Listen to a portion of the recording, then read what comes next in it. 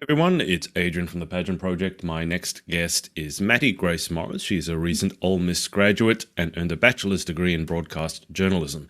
She is now competing for the title of Miss Mississippi Volunteer. Classically trained ballerina since age 3, Mattie Grace is the founder of Mind Over Mirror, a movement focused on building confidence through movement, physical strength, and mental wellness.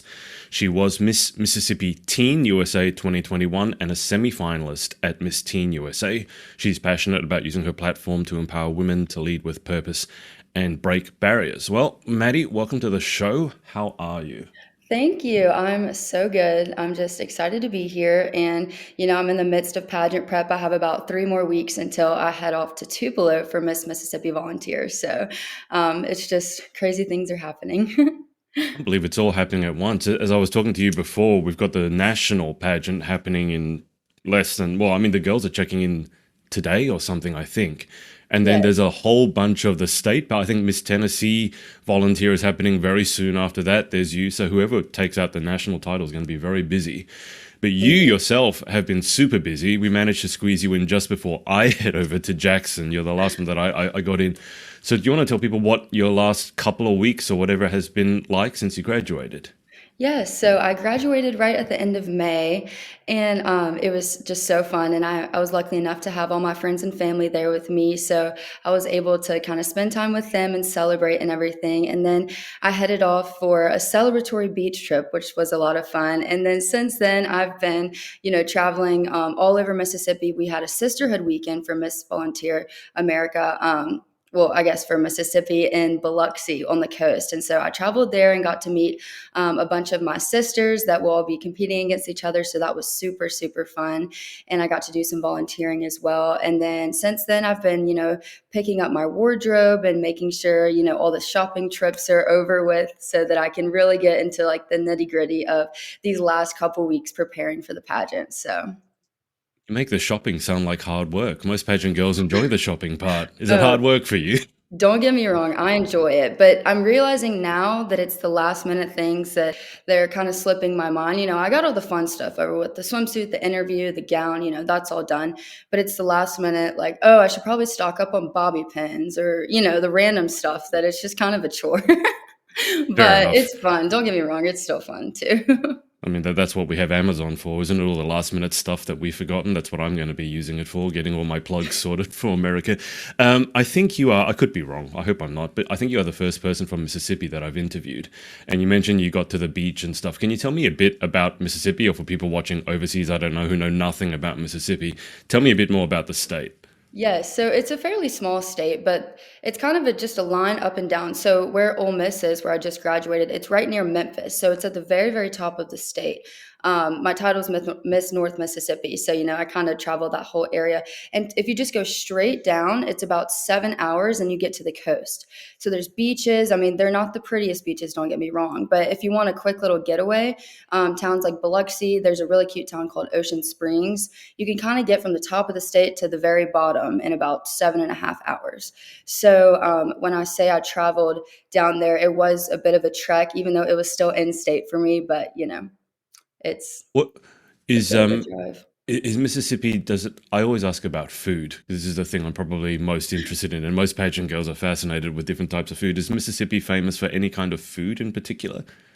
Well, it's all that Southern food. So I definitely grew up. My grandparents are super Southern. So I would say every weekend we would go to church and they would cook, well, Thanksgiving is really big too. So like the cornbread and the turkey and the dressing and all that type of stuff is really popular.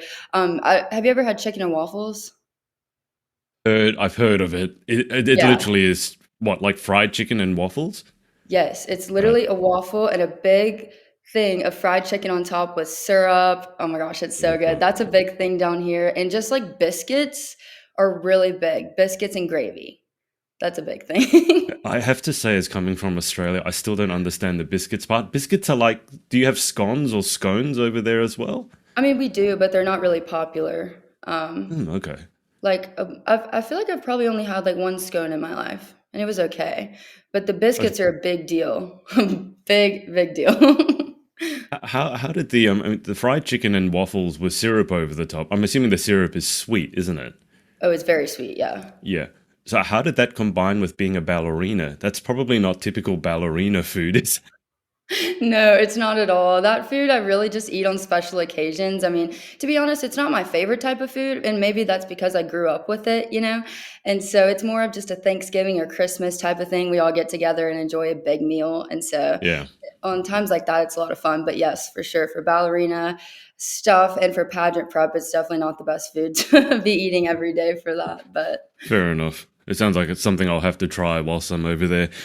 Tell me about ballet. Now, I don't know much about Mississippi, as I said, and I don't know if Mississippi is a hub of like ballet and it's famous for producing ballerinas.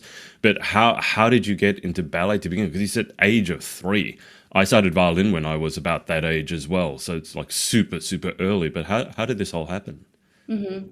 Yeah, so you definitely understand, that lifelong passion of ballet, but I guess it all started when my mom decided to put me in ballet when I was 3, and I barely remember back then, but I do remember performing and being on stage, and it was just my favorite thing. And throughout the years, I tried a couple other activities, growing up, but ballet just always stuck out to me, and it was just somewhere I always wanted to be. And so I danced all throughout high school, and then at the age of 17, I actually broke my ankle. And that was devastating because obviously, we're on point and the ankle is pretty much the strongest and most important part of our body because it's holding up all of our weight. And so that really took a turn for me in my ballet career. And I honestly thought it was going to be career ending, that injury. And it was for about 3 years. And Oh, so when I went to college, I, thought my ballet life was over, and it made me sad really because I enjoy it so much and it is one of my biggest passions. And so I thought I would never perform again. And then I decided to compete for Miss Mississippi Volunteer about 6 months ago. And so before then, that was my main, deciding factor was, will I be able to get back on my toes? And so when I realized that, wow, this isn't as hard as I thought it would be, it's kind of muscle memory and I can still, perform to how I used to, that's when I really was like, okay, let's do this, let's get back into it. So it's been I, awesome. I did my ankle once as a tennis player, and it wasn't my favorite experience of all time. I remember doing it and then seeing my ankle blow up to the size of a grapefruit, and I was like, what's going on here? It's quite alarming when it happens. And then I remember the recovery was the hardest part because I didn't break, I had a really bad tear, and all Mhm. the proprioception goes. So you got no balance, and it was I'm right side dominant, and it was my right ankle. So all of that sort of balance on that completely went, which is really important in tennis. But in Mhm. ballet, I mean, it's even more important, obviously, having the balance.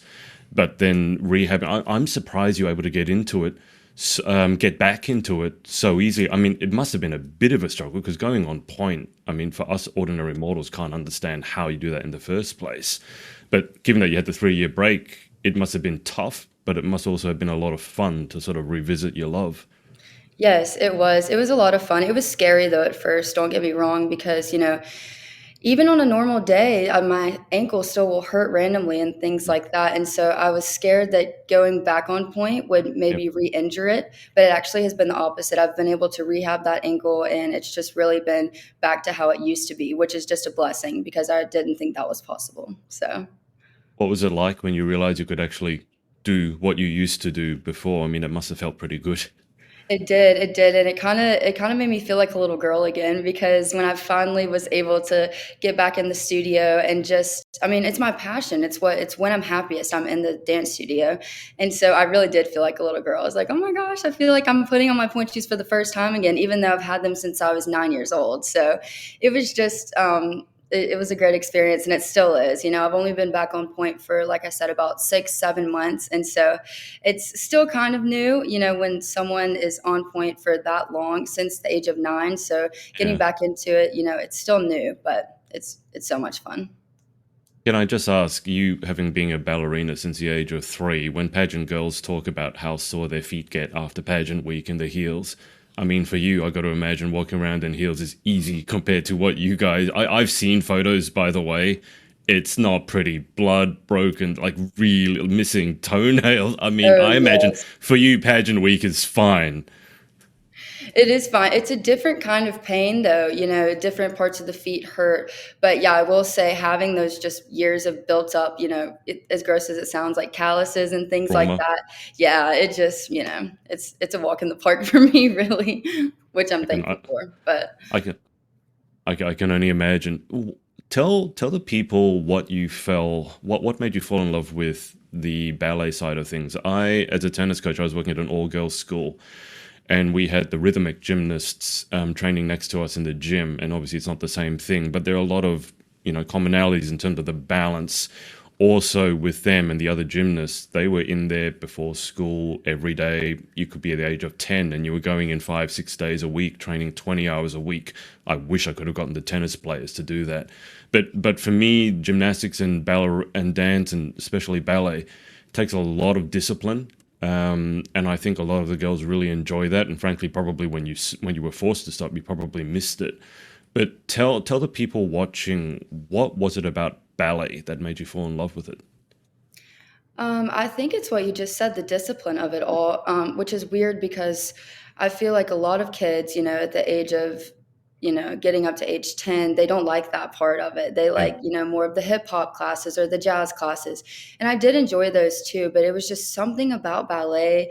It was just everyone was in the same uniform. We all had our pink tights on and our leotards, and my hair was slicked back. And it was just something about, I don't know. I really can't explain it to you. I think I just had looked up to so many principal ballerinas, and it was almost like religiously watching them. And I just wanted to be that so bad. I wanted that to be my life. And throughout high school, I kind of realized that I'm not going to be a professional ballerina, which is okay. But I think that's why it's so important to me. To have this, platform and title to where I can perform again. And so, yeah, I don't know. I wish I had a better answer for you. I can't really pinpoint what made me fall in love with it so much. I think it's just because it's been my whole life, but You did you have? I mean, when you realized that you weren't going to be a professional ballerina, is there some way that if you're sort of just under that, that you can still do ballet as like a couple of times a week? Because I mean, as I said, I do tennis. It's very easy for me to go to the local court, get my friend, and we can play tennis. But for ballerinas, like, do you go to a local studio and turn the music on and have a bit of a dance? Is there some way that you can keep your toe in it, so to speak, even if you're not a professional? yes, yeah, there is. And, throughout high school, I plan to actually the University of Alabama is super close to Mississippi, and they have a really good dance program Right. to where you can actually major in dance. And so that was something I considered very highly.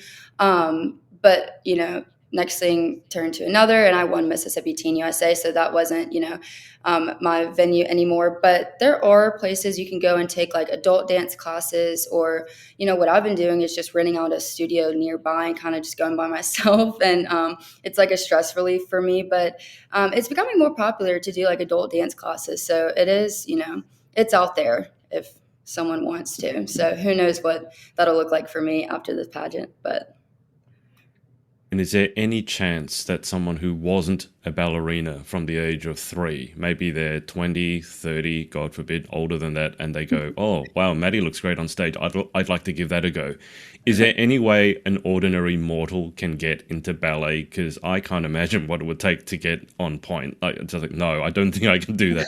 But is there any chance that someone else can enjoy it to maybe a lower level or simpler level? yes, I think so for sure. And now there's like bar classes, which is more of Oh, yeah.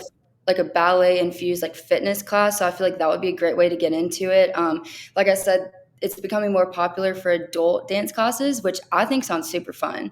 Mm. Because it's less of how I view ballet and the very strict and disciplined. I feel like it would Yeah. be more fun. And Yeah. so I think that would be a great thing to do. But with this title, what I love to do is teach kids who have never been exposed to ballet before. I love teaching them mini lessons. And so that's super fun for me to see, how they're viewing it for the first time, because it is a rare art form. Yeah. And especially, like you said earlier, in Mississippi, it's just not like the biggest thing as, California or New York would be. And so it's fun for me to see, their faces light up through just seeing me perform or teach for the first time. So Just curious. So, as I mentioned, I started violin around the same age you started ballet. And then you have things like country violin or fiddle, and I look at that and go, "There's a lot." They look like they're having a lot more fun than I did, but the art, the discipline, and all, there's a lot of things that if I did that in classical music, I would have been beaten up probably by my teacher. And then also as a tennis coach, I look at pickleball, and so I was interviewing someone from Tennessee. Her husband described pickleball as tennis for sissies. Not my words, his words. I'm just curious. You as a ballerina, obviously, it's extremely strict. Sounds like you enjoy that. But like when you look at something like bar or other forms of dance, do you have that same sort of, oh, they look like they're having so much more fun, whereas I had to do everything by the book? Yes, for sure. And I think for me, it was more of when I was growing up, a lot of my friends did competitive cheerleading and Yeah. other things like that, like hip hop or more jazz. And so sometimes I would be kind of envious and be like, oh, their practices look so much fun. And I'm over here Yeah. getting yelled at and my feet are bleeding. And like, why am I doing this again? So there's definitely moments growing up where I was a little jealous of those other girls. But I feel like each thing, is hard in its own way. And so, yeah, I don't know, but like you said, I did enjoy the discipline of it all, so at the end of the day, I didn't really care that much.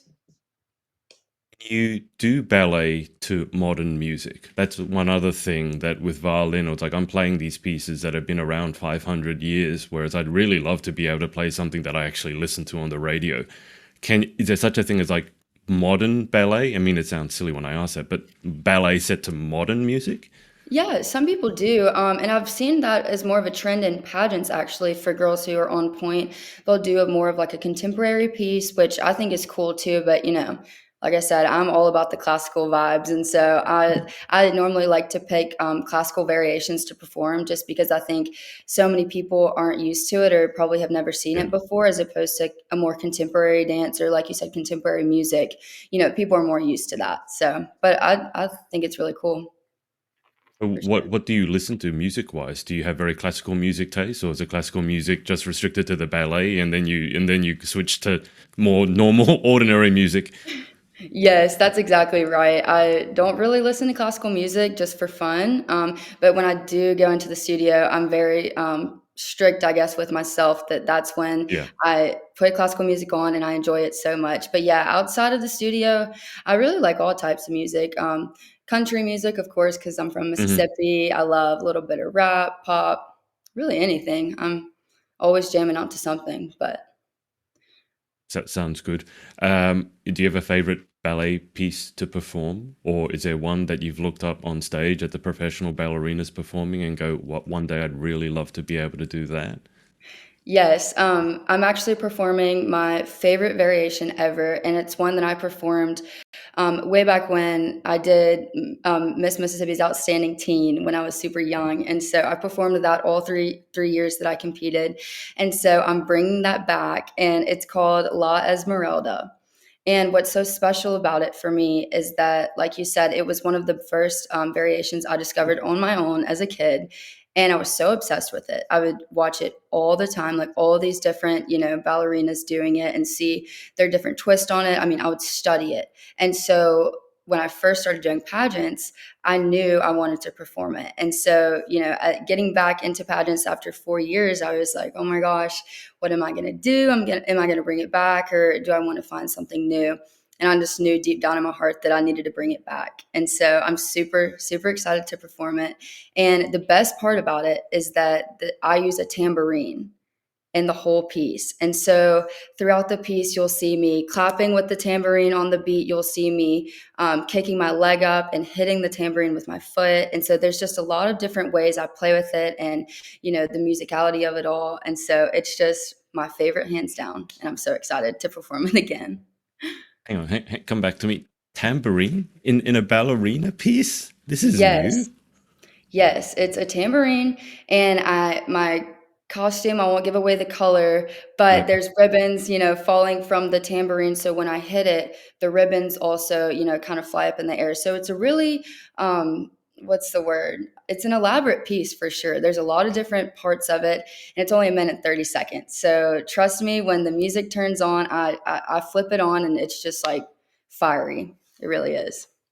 I've never heard of this before. A tambourine in ballet.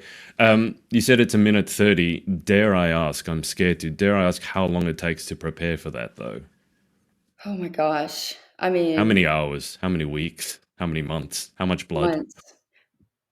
A lot of blood. It's been months, and like I said earlier, the what I was trying to decide about, I knew in my heart I've always wanted to be Miss Mississippi Volunteer, but it was hard for me because if there was, an inch of me that couldn't get back on point, I wouldn't have a talent, you know what I mean? And so that was kind Yeah, of the first months before I technically decided to compete for Miss Mississippi Volunteer was me on point. So, gosh, that was almost a year ago. So, a year of getting back into it. I've been going to the studio once or twice a week, but now since the pageant's so close, I go 3 or 4 times a week for about an hour and a half. So, it is a lot of work, but it's so fun for me that I don't really view it as work, but yeah, it's yeah. it takes a lot for sure. Well, when you go to the studio as someone who very obviously has never done ballet, I mean, I imagine like when you go to the gym, like people go to the gym, you just whack on your gym clothes, you warm up, lift a few weights, and you're done. With ballet, what's the sort of routine? I mean, you said you go 3 to 4 times a week. I mean, give you an example. Like when you go to tennis, you got to get your tennis shoes. If you have injuries, you got to strap them up, etc., etc. Maybe you got a blister, you got to bandage it up. Mhm. Is there a pretty elaborate process to getting ready to even practice ballet? Yeah, well, I would say it takes me about 15 to 20 minutes to warm up. And so Um, what I do is I go into the studio and I have just like my flat ballet shoes on, not the point shoes. And I do a couple of bar routines. So that can really warm up all my muscles. I have to really make sure that my feet, every single metatarsal is warmed up because, when I put my point shoes on, that's the most important thing. And so I'll take about 15 or 20 minutes doing that. And then I'll put my shoes on, making sure they're broken in and that all my blisters are taped up and things like that. And so then I just get to work and I just do my routine over and over and over again until I feel like it's good for the day. well, I mean, you said you just got back from a modeling gig. Do you stand like a ballerina during the modeling? That whole sort of, I don't know quite how to describe it, but it's not a pageant pose. You know, when your feet are like that sort of Turns thing. Did you out have to stop doing that? not really, but it's funny that you say that because, in high school and college, definitely my friends would make fun of me and be like, "Oh, your posture is just so perfect all the time. Yeah. Like you're just such a try hard." I'm like, guys, y'all don't understand. I'm not a try hard. This is just how I sit because I've had Yeah. a ruler slapped in the back of me saying shoulders back. And so I'm like, it is just engraved in my brain now. But that's funny. I do catch myself sometimes. I'm like, oh, I'm such a ballerina. This is bad. In good posture is good though. I mean, it comes in handy. It's good for you, and it's good on it's useful on the pageant stage. What was the discipline like? I mean, you mentioned a ruler, and I don't mind good old school discipline. I Mhm. on the tennis court had a really tough time getting some discipline into a lot of the young girls because they're rebellious whatnot. But I wouldn't put up with any bad behavior, Mhm. unlike some other coaches. But I would always be jealous of like the rhythmic gymnasts who were training next to us because that coach, she's a lovely person by the way. But she'd be full on yelling like, Ben, point your toes, straighten your leg. What are you doing over there? And I just thought, for them, it's kind of you're allowed to do that. If I did that in tennis, I'd probably get reported. But what was it? What's it like going into that when you were training all the time? What's that environment like? Is it because there's been some movies that really sort of show, oh, the person in charge is basically a tyrant and Mhm. is it really like that? Is it somewhere in the middle?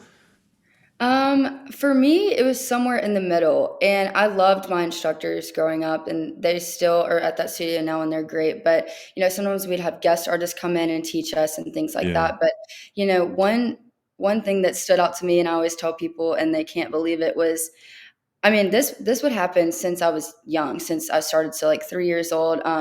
We would do, like the butterfly position when you're stretching and your knees are kind of out like that. And so yeah, we would face the wall. So like the bar is kind of above our head and we're little bitty and we're just in the butterfly position. And they would come around and grown women would stand on our knees to make them go down. And so that was kind of traumatizing because, some people okay, just aren't born with that flexibility. Luckily, yeah, I am pretty flexible, but it still hurt so bad. And so it was kind of traumatizing, just the thought of a grown, like, 50-year-old woman standing on my little knees and like breaking my hips basically. And so it was kind of little things like that where I just grew up with it. And so I never really thought anything of it. And then I realized, when I got older, they probably shouldn't have been doing that. And I'm sure if I told my mom that, she probably wouldn't have been the happiest. But yeah, the movies do.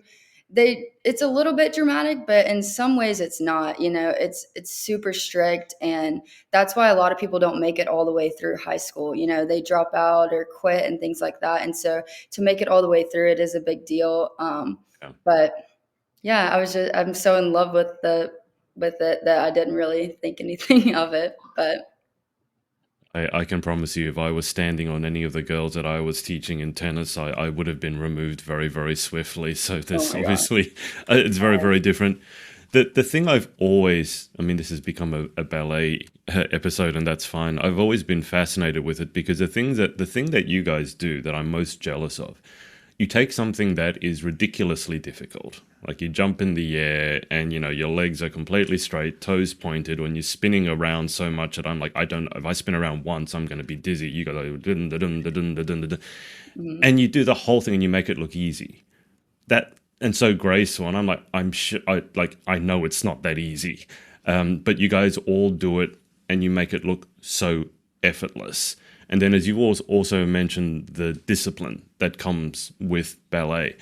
I'm just curious, have you found that that transfers at all to other areas of your life, that discipline and also that sort of grace or poise under fire when you're doing something that's really difficult but you can't show it? Has that transferred to other areas? Oh yes, 1000%. I mean, especially where I see it the most is pageantry, because I've been doing pageants since I was about 13, 14. So, it was kind of at the height of my ballet career as well. Yeah, And so I noticed that, especially, being around other girls my age who weren't involved in ballet, some things, for example, like work ethic. If we were in a pageant rehearsal that would be 2 hours long, the girls would be complaining or sitting down or rolling their eyes and things like that. And to me, that would never be tolerated in ballet. So I was just, kind of looking around and being like, wait, is this not normal? Like this, it's not that bad of a rehearsal, things like that. And so not only in pageants, but also throughout college, just having to wake up at a certain time, go to class, just the simple stuff. But ballet, since it was just engraved in my brain, to always be 15 minutes early, always have your shoulders back. A big thing in ballet is never yawning. And if you yeah. have to yawn, cover your mouth, which is just common courtesy, in general. But just kids and girls my age never really, knew that kind of thing. So it was interesting, growing up and seeing how much it differed from other people who weren't in ballet. But I'm definitely thankful for everything I learned and, how I am today. But It must have been quite jarring if you're around people who aren't used to that work ethic and they're lying on the floor, yawning and all this stuff, checking their phones, and you're like, wait, this wouldn't be allowed in one of my practices. no Can, way.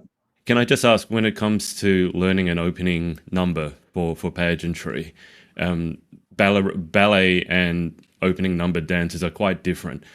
Um, did you find it was difficult to be a bit less like formal and perfect? Because I mean, I know some of the people who perform in pageantry. They ain't dancers. Like I love them, but they can't dance to save their lives. Was it difficult for you to sort of loosen up and maybe not be so precise and not be on point the entire time? Honestly, not really, because, Okay. towards the end of my high school career is when TikTok got super popular. And so I would kind of do the TikTok dances on the side. And I Yeah. swear that helped me loosen up a little bit and just, Yeah. kind of realize that dance doesn't have to be so strict. There's Yeah. a really fun side to it as well. And so I will say, I feel like TikTok definitely helped with that. But it's Is ballet a big thing at all? I mean, I'm sure those were, the TikTok dances are not ballet, but I'm just curious, is ballet a big thing on TikTok? No, not really. No. I Okay. feel like if it were, it would definitely come up on my For You page, but Yeah. I don't really see a lot of it. It's pretty Huh. rare.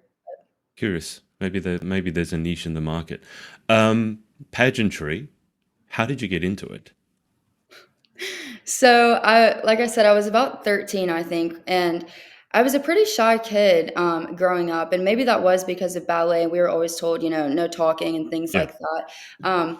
But I was pretty shy. And so one day I remember my mom came to me and she said, "Hey, I think I'm going to put you in this local pageant." And I was thinking, no way. No way. Because I was freaking out. You know what I was scared about? Not being on stage, not doing, the evening gown, but the interview. I was like, oh, there's an interview? No way. I'm Yeah. out. I'm not doing it. But the reason she, signed me up for it is to build my confidence and then also to have more, ballet practice with performing and things like that. And so I did my first local, it was a Miss Mississippi Outstanding Teen local, and I didn't win. And I was devastated and I was so mad because I was like, Mom, you put me through this and this is miserable and I'm never doing another pageant. So it's just funny to see now that Yeah. like I can't imagine my life without pageantry and things like that. So I did Outstanding Teen for 3 years. And then I took 2 years off, I think. I was really upset. I had got first runner up 2 times and third runner up. And I was just so defeated. And I was thinking, this pageantry is just not for me. And then a couple months before I turned 18, I realized that the Miss Mississippi Teen USA pageant was coming up. And so a couple of people had reached out and really were encouraging me to do it. And I was just like, no, because if I don't win, I'm just going to be even more upset. And ended up, I walked in there and won on my first try. And so I'm so thankful for that experience. I mean, that was just awesome. And it really did make me fall in love with pageants again. And so flash forward 4 years, I decided to get back into it with the Miss Mississippi Volunteer Organization. And so I'm just so pumped, to keep my pageant career going and just to see, what's in store for me now. So You a competitive person, Matty. I am. I couldn't I tell that at all. am. What what was it like? What was your growth like through those first few pageants? I mean, you said you were terrified of interview. I mean, did you walk in the interview room and go, wow, actually, this is a lot easier than I thought? Did you stumble over your words? Did you get better at interview? I mean, I imagine you would have gotten better at dance regardless, but the interview part, how did that go for you? I'll say the first year, so my first state pageant, it was not a good interview, and I don't know how I ended up getting first runner up, but maybe it was. I'm really hard on myself, as you can probably tell, and so maybe it wasn't as bad as I thought it was. But to me, I thought it was the worst 9 minutes of my whole life. Like I think I was just so nervous, and it was just the fact that I didn't know what they were going to ask me. And if I didn't have the perfect answer, then they were going to hate me. I quickly found out that that's not the case at all. And it really is just a conversation. And so it's funny just to see like little Maddie Grace back then being so scared of it. And now it's truly my favorite part of competition because it's just fun and I get to really connect with them on a different level. And so I don't know. I definitely grew so, so much, but that was a long time ago. So. Tell me more about the being hard on yourself. I mean, that's probably and the competition side. That's probably a cliche almost for people in ballet. If you're trying to make it, I mean, you got to be competitive because there's so few spots available. And then perfectionism is almost written into your guy's DNA because you have to have your toes pointed, you have to have your legs completely straight, and if you're not, you get hit with a ruler. Uh, I mean, talk to me because I've also found that can be an advantage though, because sometimes you got to not be afraid. Like with pageant interview, I always tell girls like you got to record your answers at home and have a look back, and they won't do it because it's so confronting sometimes to hear yourself or see yourself for the first time, and you see what the world sees. But a lot of people struggle with being very hard with themselves. So I'm just curious, is that an ongoing thing for you? And do you agree that sometimes that's actually a benefit because you can look at yourself and give yourself a bit of tough love? Yeah, I think I've always really seen it as a benefit. Well, I say always, but I mean, from my college years and up when I've Mm, really matured, I've grown to love that part about myself. And of course, sometimes it can be a negative. Um, for example, like social media, I'll be talking yeah. to my mom and be like, "Oh, I hate this picture of myself." Like it's like little things like that. And then luckily I have her and I have my best friends to lift me up and, tell me that I'm wrong basically. But no, I do find that being hard on myself can be really beneficial. I don't know, it's just the little things, like being late to something. I'm never the person to be late, and some people might think, "Oh, you're being too hard on yourself, you're so serious all the time," but to me, that's a really just small, important thing, and so I kind of find it more in the small things that add up, and I realize that it is positive. I I I get asked all the time, like, tips for title holders and things like that. What are some of the things you look for when you're interviewing someone? And I've often thought that just professionalism, like just turning up, as you said, 15 minutes. If you're early, you're on time. If you're on time, you're late. Just Yeah. the act of, when you say you're going to do something, do it. And I Hmm. just really feel like those little things, doing the little things when you say you're going to do them, when you're yawning, as you said, put your hand over your Hmm. mouth. Have you found that that's come in super useful for yourself? Oh my gosh, yes. 1000%. I mean, it's just things that I do that I don't even realize I do until someone points them out, you know? But then not only do I see it in myself, but it makes me aware of people around me, you know? If it is a professional setting and they're doing things like that, it just kind of, it's becoming into like one of my pet peeves, like the small things. I'm like, guys, wait, we're old. Like I'm 22, if we're starting to come into the real world and we can't be Yeah. doing all this crazy things, but no, I definitely do notice them, and so it's funny to talk about. But What's your biggest pet peeve? Is it yawning with your mouth open? Is it chewing with your talking with your mouth full? Like, is there a particular one that really just sets you off? those definitely set me off. But I think, and this is so random, but my biggest pet peeve is when people, especially on social media or companies, either spell words wrong or they don't use proper grammar. And I'm not talking about like texting your friends like that, whatever. We all misspell things. But for some Yeah. reason, and as you can tell, I just got my degree in journalism, so maybe that's it.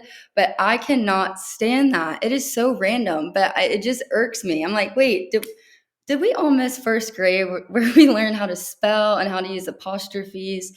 Oh my gosh. But my friends and family, they're like, you got to let that go. That it's not, we have more important things to be worried about. But if I had to pick a pet peeve, that would probably be it. You see, that's the thing, because I am fanatical when it comes to spelling. Like, if I had a superpower, it's to look at a wall of text and go, hang on, there's an apostrophe missing there. And I don't want to do it. It's just like I see it.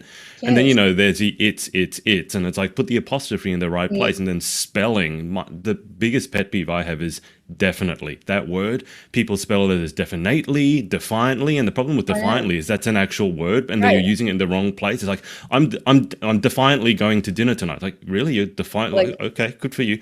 no. So you're not the only one when it Okay. comes to that. I'm glad that you can relate to me. And maybe we'll Yeah. just have to designate ourselves as the grammar police. And maybe that's okay. At least we're in it together.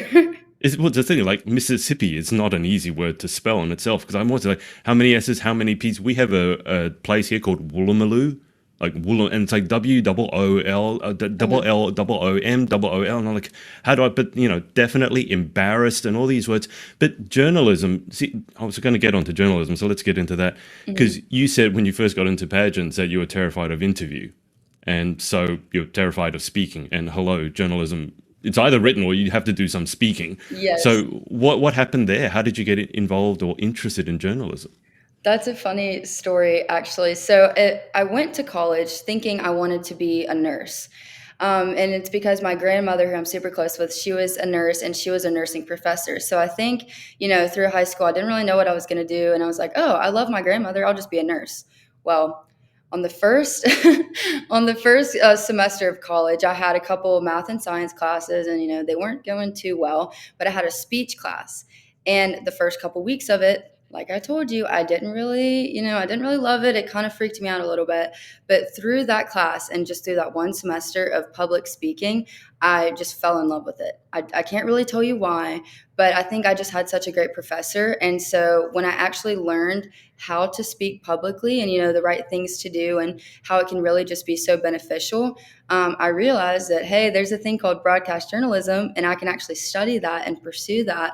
And so I tried it out a little bit because we had a news station on campus called Newswatch Ole Miss. And so I went in there and kind of played around with things and see how I liked it and if I could read from a teleprompter and things like that.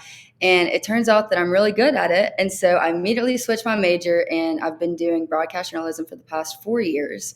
So, and I think it's only made me fall in love with this whole world more because I realized that I really do love connecting with people, and I love speaking, and I love just, everything involving broadcast journalism. So it's been fun to see, the difference and how, the worlds have really flipped around, I guess, for me. But It is significantly different to nursing, but it sounds like you didn't really give the nursing one much thought. It's just like, oh, I love my grandmother. She's a nurse. Yeah. I'll be a nurse, and probably.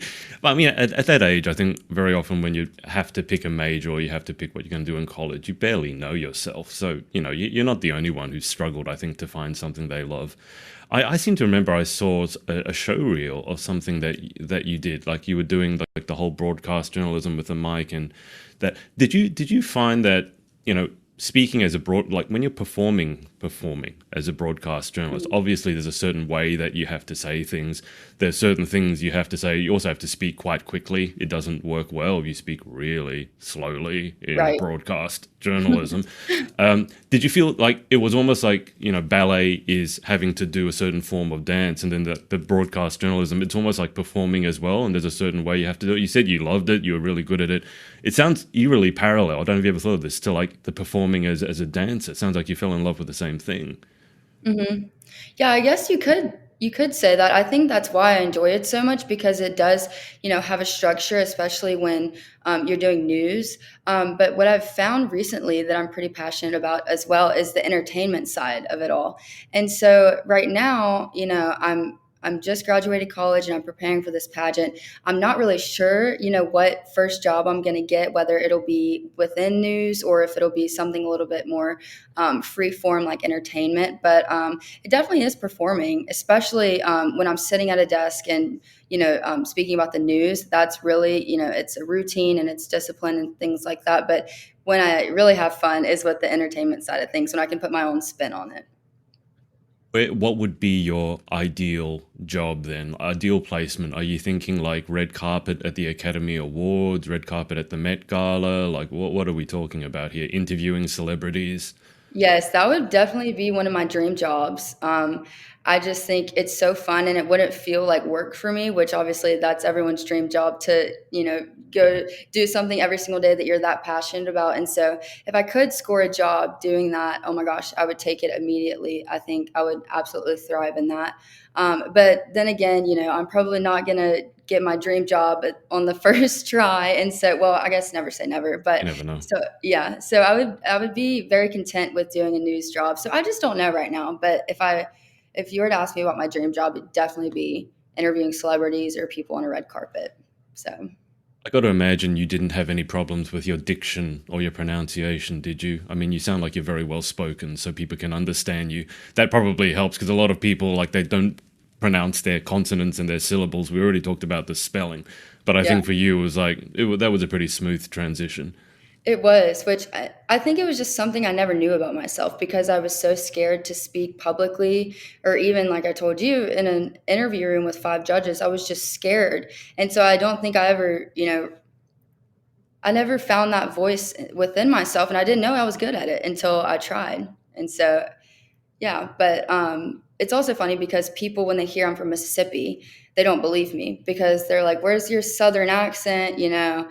It doesn't seem like you're from Mississippi, but you're definitely somewhere like in the South. And so I think I don't know. I feel like I got lucky on that part too, just not having a super thick accent, so it kind of just all goes smoothly when public speaking. But I, Look, as someone from Australia, I don't know these little things about the different states. I know Miss North Carolina. I think it was Miss North Carolina volunteer. She was doing like an acting audition, and she stopped halfway through because she said that in quotes she sounded like a redneck. So I don't. And I love the southern accent. I mean, I get told all the time like I can't be Australian.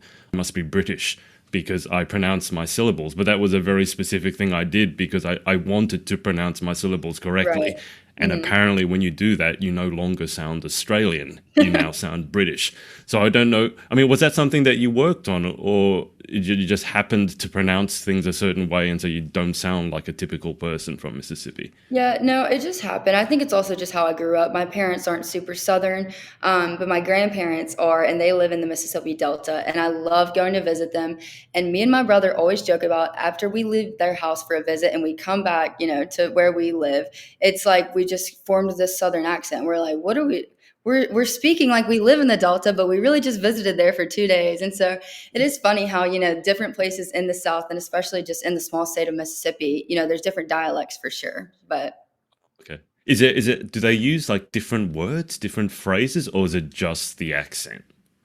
A little bit of both.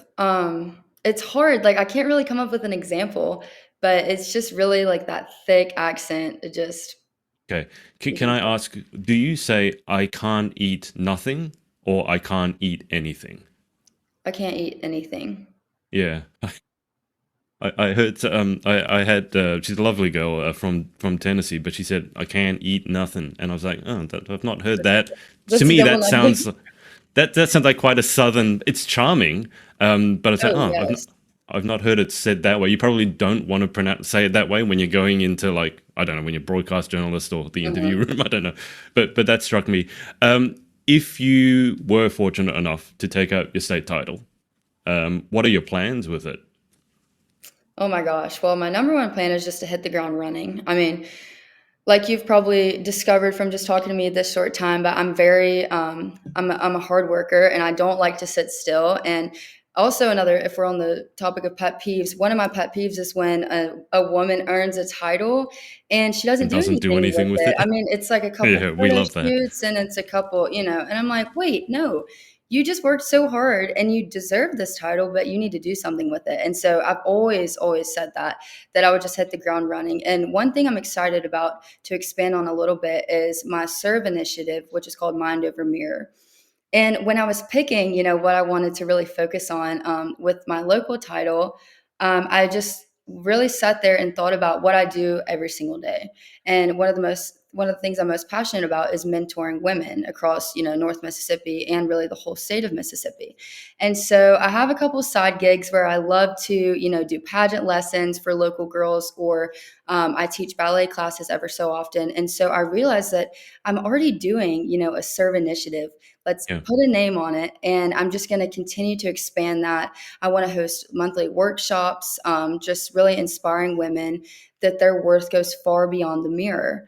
And it's just something that I didn't realize, how beneficial it is, not only for me teaching women and, young girls, but it's just so cool for me to just be able to connect with those people on a different level.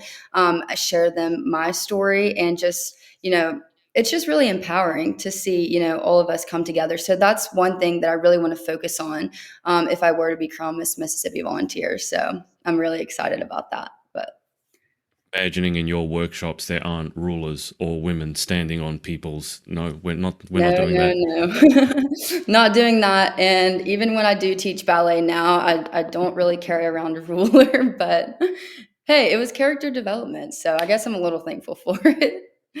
That's fair enough. So delve into that a little bit more. So mind over mirror. So you're in terms of the phrasing of it. So you see a reflection in the mirror, and very often, as we've already discussed, people are very hard on themselves.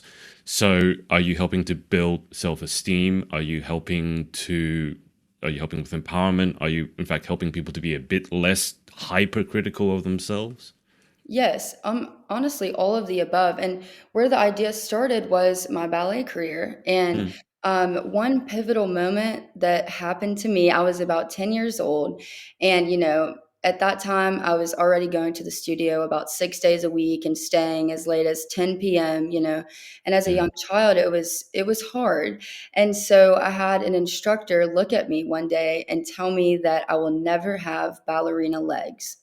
And that moment stuck out to me and I will never forget it because I was only 10 years old and I was like, Yeah. what do you mean? I have normal Yeah. legs. They're really Yeah. strong and muscular. And I guess what she was saying was, normal ballerina legs are more of like, for lack of better word, like toothpick legs, very just, Skinny. yeah, skinny and Yeah. slim. And so but I always loved my muscular legs. Yeah. Anyway, long story short, it kind of hurt me for a while, but then now as I'm grown up, I completely love my body how it is, and I've worked really hard for my Yeah. muscles. And so I just wanted, to have a safe space for other women to be able to not only share their stories, but just to know that you are made how you're supposed to look, and we Mm, can celebrate being strong women and not just being skinny and slender, and how our, yeah. activities or how our hobbies are supposed to look. And so I'm excited to expand more on that as Yeah. hopefully Miss Mississippi volunteer. But it's a cool thing. I'm really excited to, Yeah. begin doing more with it. So, It's funny that we can remember certain things that teachers or mentors told us almost just like an off the cuff thing 10 years, 20 years after the fact. I mean, that I understand in ballet that there obviously is a certain look they're looking for, but I think, what percentage of the general population looks like that normally? And, it's not that much. And I think if you can do the thing, you can do the thing. It shouldn't matter what you Mhm. look like.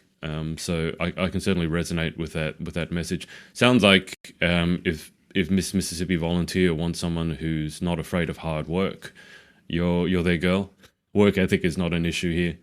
Correct. Yes, it isn't. And I'm really thankful. I've been wanting to compete for this title for a couple years now. But as I mentioned earlier, when I was Miss Mississippi Teen USA, that was my freshman year of college. And so Mm, I gave that my all. But at the same time, it was super, super hard for me to balance, being a full time college student and also wanting to do all these things with my yeah, title. And so, although I've wanted to compete for a couple years now, I just knew in my heart I wanted to wait until I graduated yeah. because I'm very lucky to, if I were to win, I'll have the whole year just pretty much open, and that will be my job.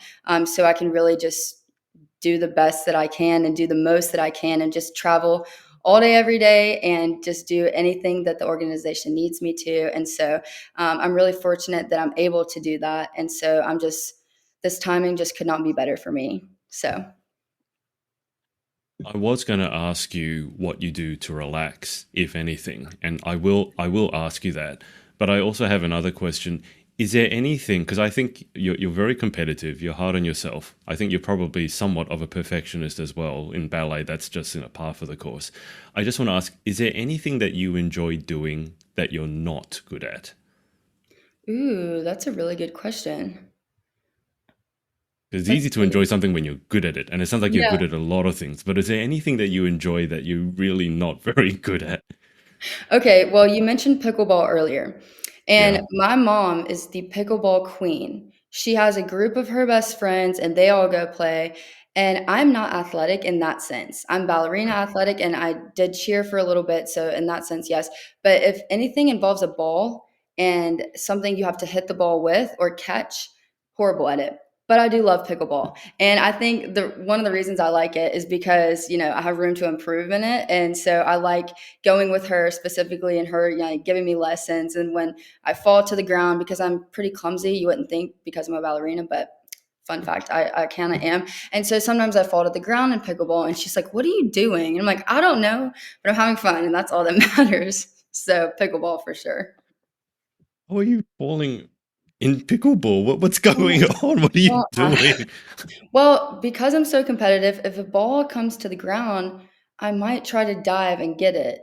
Don't do Do I that. ever get that? No, but hey, it's worth a Okay. shot. No. That because it's funny because as I said, I was a tennis coach, and sometimes I would have dancers and ballerinas and gymnasts, to taking some tennis lessons. And it was funny, a lot of them didn't really have the hand-eye coordination. That was something they struggled with. Mhm. But when they went to hit a shot, they were always on point. They were always balanced and very elegant. I mean, they missed the ball, but I mean, it Yeah, looked great. but hey, So yeah, it it's looked you're pretty. probably dealing with something like that. So pickleball to relax then, or is there anything else that we do in our crowded schedule to have some off time, downtime? Um, well, I have two things that come to mind first. I love yoga. And so if I do get free time, that's something for me to really just like decompress and just not think about anything within that hour of class. I love yoga. And I'm a big sleeper. So I mean that's pretty much a given, to relax, lay in bed. But I have to have my sleep. And so if there's, a little bit in my day where I have an hour or two, I will be taking a nap 100%. And so that's, some might say it's not good to be napping, but if I have time, that's probably where I'll be. Your way to relax is literally to be unconscious. Literally. Like I can't have any thoughts in my mind or I'll just start doing something else. Are you one of those people who can take a nap anywhere? I've interviewed a former Miss Universe, and she like she could take a nap under the desk at work, and I'm like I was jealous of that because I'm not good at napping. Can you just have a No, I'm snooze? not like that, but if I'm on an airplane, I can immediately fall asleep. And in the Which car sometimes, but other than that, no, I can't really fall asleep that easy, but okay, I wish I could fall asleep on a plane. It's one of the things that. just can't do. Just before we move to the final 10 questions, Maddie, is anyone that you want to give a shout out to or say thank you to for supporting you? Yes, I just gave her a shout out, but my mom, she's definitely watching. She is my best friend, and she is always down to help me with anything that I need, not only in pageantry, but just in life. So shout out to you, mom. You're the best. Is your mum coming down with you to MVA? She is, yeah. We're gonna make a little road trip out of it. I mean, I guess it's not that far, but it's about a 2 hour drive from Oxford. So we'll be there together, and so you'll get to meet her if we run into each other for sure. I want to play pickleball. Oh I my was gosh, don't because get I me was started. I was like I love tennis and it's like I don't know if I'll be able to play tennis over there. I certainly can't take a racket, but pickleball could be doable. So if your mum's into pickleball, I would love just to. I don't know how competitive she is. I'm very competitive. She's This very competitive. we We'll have to set that up all for right. So sure. Mrs. Morris, we can have a pickleball game. I don't know if Maddie wants to play if she's diving all over the floor, but I've never Maybe heard of not before anyone. not before the pageant since it's so soon. But I'll take it lightly, but maybe Yeah, after, if we need to get that competitive, then call me up for sure. yeah, it's probably you don't want to go on the pageant stage covered from head to toe in bruises and Oh scratches, and my people are like, "What gosh. happened?" Oh, I was playing. I've never heard of anyone diving on a pickleball, Maddie. Like you dive in tennis, but only if it's like a grass court. If you dive on a concrete court, you just it's not a soft landing. No, I it's don't I not a don't. sol Okay, to be fair, I've only dove for the ball once. The And other then you time, learned. huh? Yeah, and I learned my lesson and I never dove for it again. But I will say I have just taken a little tumble from playing. Not maybe not on purposely like diving to the ground, but and maybe that's just because I'm clumsy and I fall sometimes.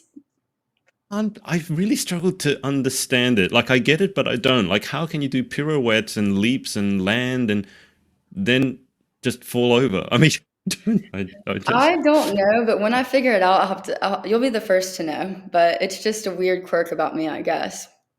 okay. Well, it makes you more interesting, if anything. I guess So so. let's get into these final 10 questions. Number one, what is your favorite word? Oh my gosh, I don't think I've ever thought about that. Let's see. As a journalist, you'll probably learn this very quickly. Well, one of my favorite words is awesome. And I don't really know why it's my favorite, but I just find myself saying it a lot because I feel like it's pretty expressive. And so instead of Yeah. saying like, oh, cool or good, if something's awesome, I, I want it to be known. So Can I just ask, because as a journalism thing, an awesome is an actual word. How do you feel when, like, from TikTok or in Instagram, they start using words that are either new or they start misusing words? Is that okay? Because you said you like very perfectionist with your spelling. Like when they were that whole demure thing, that very demure thing that came out, that drove me so crazy. I'm like, you guys, that's not what that word means, and then I just sounded like an old angry man. But does that annoy you as well? yes, that annoys me so much. I think that's also the grammar police coming out of me. But I think if you're in a traditional newsroom and you're using words incorrectly, that's not Yeah. okay, and your boss probably needs to tell you to stop. But if it's more of like a TikTok thing, then, Yeah, yeah, yeah. I know. yeah. Yeah, I know. I just saw it. I'm like, that's not what that word means, That's so guys. funny. I know. But anyway, that really got me annoyed. Number two, what is your least favorite word?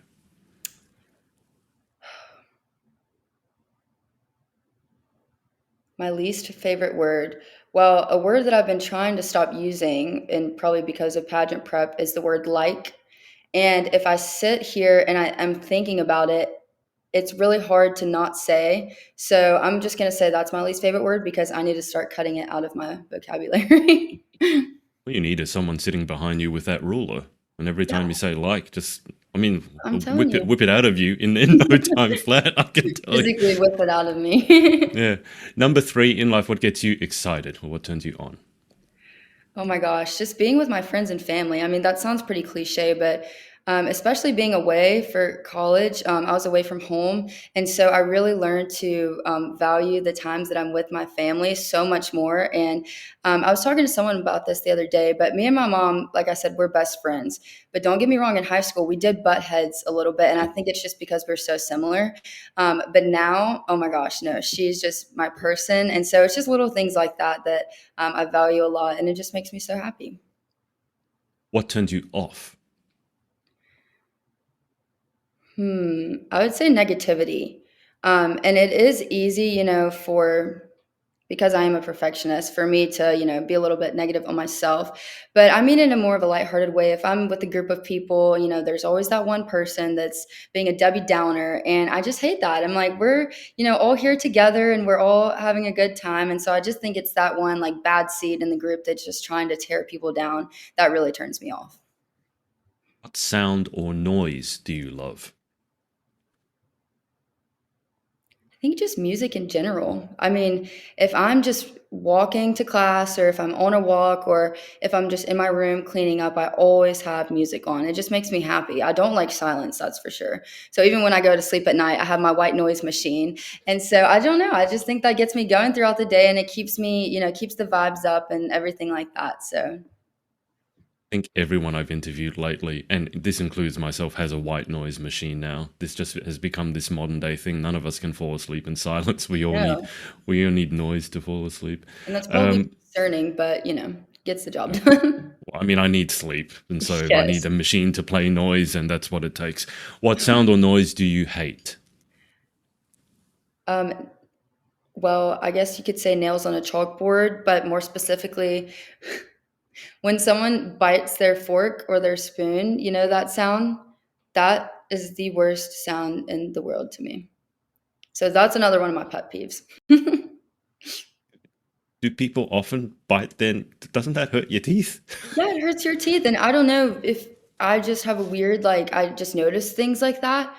But I'm telling you, at least, like, if I'm with a big group of people and we're at dinner, at least one person at the table is going to be doing it and I will notice it. And it makes my skin crawl. It really is like the nails on the chalkboard. I just came back from the dentist, and apparently I chipped a tooth. So don't go around like biting your knife and spoon. Like no, that's don't be doing that. No, Um, please. that's an odd one. Number seven. If you could have any one superpower, what would you pick and why? Ooh, that's a good question as well.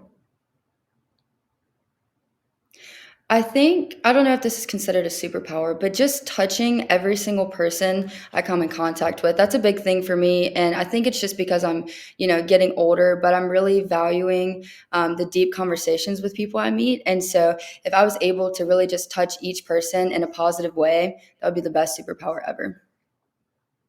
Maybe getting older, Matty. You're far from old. Let me just like Well, you okay. know what I mean. And I think it's because I just graduated college. I'm all the Yeah, feels. I'm like, wait, it's a I just, transition period in it life. is. Yeah, Yes. absolutely. But please stop. Don't say you're Okay. old. Don't I'm think not you're old. old. You're not. Okay. I know you ballerinas. Like by the time I'm 18, I'm done. No, no, no, no, no, no. There's a lot more life to go. Number eight. What job other than your own would you most like to attempt? Ooh, so from a young age, I don't know why I've had a weird fixation on surgery. And so I think if I was not going to be a broadcast journalist, I would love to go to medical school and to be a brain surgeon. I just think it's so cool. And I just think it's nothing like it. Like being a surgeon, what can top that? That's like the coolest thing in the world. So clearly, there's a point of difference between you and the other people I've been interviewing because they see their own blood, they pass out. You must be fine Oh, with it. no. No, when I was, in high school, I would look up on YouTube surgeries and watch them. It's weird that I don't know, maybe I'm a little bit of a nerd, but that stuff does not bother me at all. And that's also kind of why I wanted to go into the nursing field because Yeah, it yeah. doesn't bother me. And so I thought it would be cool. But hey, now I have some of my best friends are nurses, so I can kind of live through them in that way. But Okay. What job would you definitely not like to attempt? ooh, oh my gosh, that's a really hard one. Let's see. Well, I don't know if I wouldn't. Okay, let me think about this. This is gonna my mom if my mom hears this, she's gonna be like, "Why did you say that?" But I have so much respect for teachers, especially like the kindergarten age teachers, but I just personally think I would never be able to do that.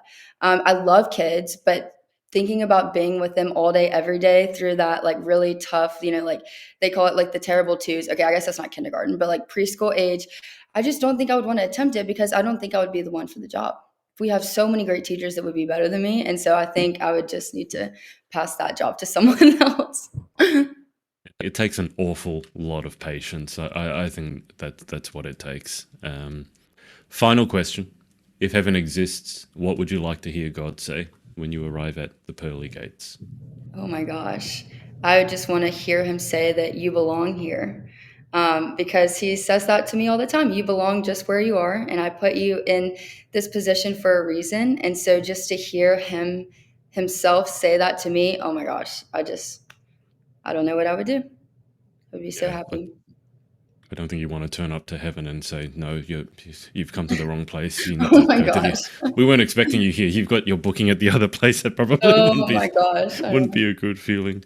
Um, well, Mattie, it's been a blast. Thank you so much for squeezing us in to your busy schedule, and I'll be seeing you and maybe your mum on Yes. a pickleball court sometime Yes. soon, maybe in the next 10 days. Absolutely. We'll have to make it work. But thank you so much for having me. It was so fun. And I look forward to being able to meet you in person in just about a week here. So, Yeah, it's coming up quickly. I All right, know. I'll keep you on the line for just a sec whilst I hang out with the audience. But thanks to everyone for watching or listening, and